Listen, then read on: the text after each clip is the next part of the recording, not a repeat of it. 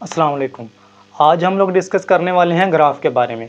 Basically जो graph है वो तकरीबन हर जगह के ऊपर इस्तेमाल होता है। जब भी हम कोई भी डाटा को एनालाइज़ करते हैं, उसको एनालाइज़ करने में आसानी के लिए हम ग्राफ को यूज़ करते हैं। जैसे आप लोग क्रिकेट का मैच देखते हैं, क्रिकेट के मैच के दौरान भी स्कोर कार्ड और जो हमारे पास ओवर्स होते हैं उनके दरमियान ग्राफ को बनाया जाता है। वो जो ग्राफ होता है वो डाटा को जल्दी से और आसानी से एनालाइज़ करने में हमारी मदद करता है। बेसिकली जो ग्राफ होता है वो कोई से भी दो फिजिकल क्वांटिटीज़ के दरमियान होता है। ग्राफ एक पिक्टोरियल डायग्राम होती है कोई से भी दो फिजिकल क्वांटिटीज़ की। अगर हम इसको डिफाइन करें तो कुछ इस तरीके से कर सकते हैं, a graph is a pictorial diagram in the form of a straight line or curved which shows the relationship between two physical quantities. ये कोई से दो फिजिकल क्वांटिटीज़ के दरमियान रिलेशनशिप को शो करने के लिए यूज़ किया जाता है। जब भी हमने ग्राफ को ड्रा करना होता है तो पेपर के ऊपर ड्रा करते हैं और इसको दो परपेंडिकुलर लाइंस, दो लाइन जो एक दूसरे के ऊपर परपेंडिकुलर होती हैं उनके ज़रिए से ड्रा किया जाता है। अब ये जो दोनों परपेंडिकुलर लाइंस हैं इनमें से जो हॉरिजॉन्टल लाइन है उसको एक्स एक्सिस कहा जाता है और जो वर्टिकल लाइन है उसको वाई एक्सिस कहा जाता है। इस हॉरिजॉन्टल लाइन और वर्टिकल लाइन दोनों लाइंस दोनों एक दूसरे को एक पॉइंट के ऊपर इंटरसेप्ट करती हैं। वो पॉइंट जहाँ से ये दोनों एक दूसरे को कट आउट करती हैं उसको कहा जाता है उसका ओरिजिन और इसको ओ से डिनोट किया जाता है। ये जो ओरिजिन है उसकी राइट साइड पे जो एक्सिस हमारे पास है उसको पॉजिटिव एक्स एक्सिस कहा जाता है और ओरिजिन से लेफ्ट साइड के ऊपर हमारे पास जो एक्सिस है उसको नेगेटिव एक्स एक्सिस कहा जाता है। इसी तरीके से ओरिजिन से अपर साइड पे जो एक्सिस है वो वाई एक्सिस है, पॉजिटिव वाई एक्सिस, और जो लोअर साइड पे है वो हमारे पास नेगेटिव वाई एक्सिस होता है।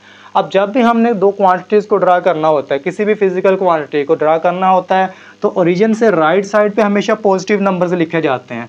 फॉर एग्जांपल हमारे पास यहाँ पे 1 2 3 ये सारे के सारे पॉजिटिव नंबर ऑन इस साइड पे लिखे जाएंगे।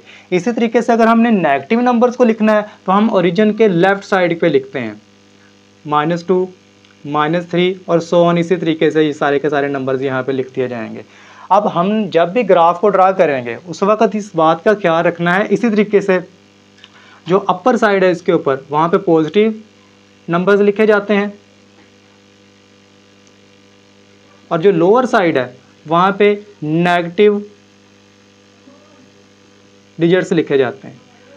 जब भी आप लोगों ने ग्राफ को ड्रा करना है तो इस बात का ख्याल रखना है कि जो दोनों पॉइंट्स हैं, अगर आप पेपर के ऊपर ड्रा कर रहे हो तो दोनों पॉइंट्स का जो डिस्टेंस है ओरिजिन से लेकर 1 तक का जो डिस्टेंस है वही सेम डिस्टेंस आपका पूरे का पूरे ग्राफ के अंदर होना चाहिए। लेकिन आमतौर पे जो ग्राफ होता है वो ग्राफ पेपर के ऊपर ड्रा किया जाता है, वहाँ पे जो लाइंस होती हैं उनके दरमियान जो डिस्टेंस होता है वह पहले से ही एक दूसरे के बराबर होता है।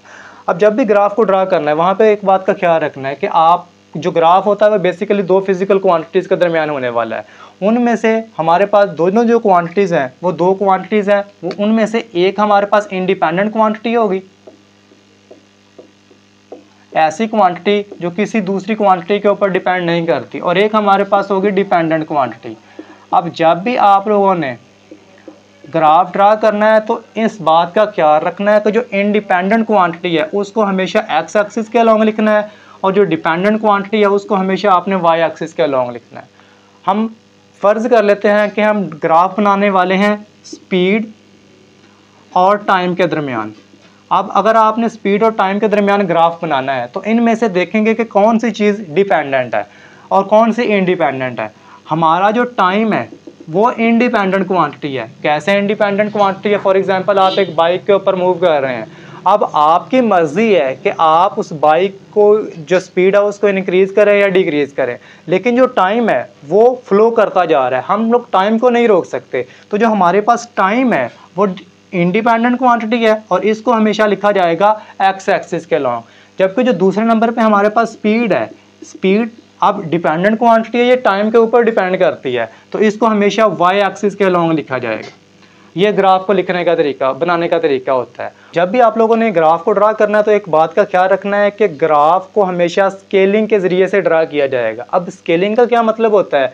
स्केलिंग का मतलब ये होता है कि आप लोगों ने ग्राफ के ऊपर जो दो छोटी लाइंस हैं उनमें से कोई भी दो लाइंस को आपने ख़ास डिस्टेंस के बराबर सपोज कर लेना है। फॉर एग्जांपल हम ये कह लेते हैं कि हमारे ग्राफ के ऊपर जो 1 सेंटीमीटर का डिस्टेंस है, अगर हमने बहुत बड़ी वैल्यूज़ के दरमियान ग्राफ बनाना है, फॉर एग्जांपल हम दो कंट्रीज़ के दरमियान जो डिस्टेंस है उसको ग्राफिकली रिप्रेजेंट करना चाहते हैं, तो हम ये कह सकते हैं कि वहाँ पे जो हमारे पास 1 सेंटीमीटर है वो अप्रोक्सीमेटली बराबर है 100 किलोमीटर के।